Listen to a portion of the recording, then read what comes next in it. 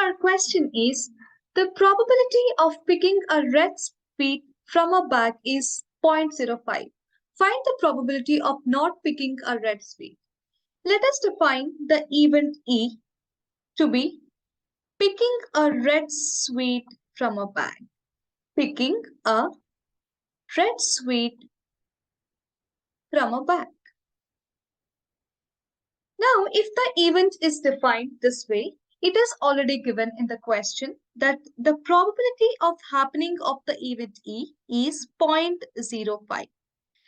And we are asked the probability of not picking a red sweet, means the probability of not happening of a certain event. Not happening a certain event is written as E complement. So we are asked to find out the probability of E complement. We know that the probability of E complement is given to be 1 minus probability of happening of the event. Therefore, it is 1 minus 0.05. This gives us the value 0.95. On writing the value as 0.95, which is our final answer, we fetch 1 mark. Hope the solution was understandable. Thank you.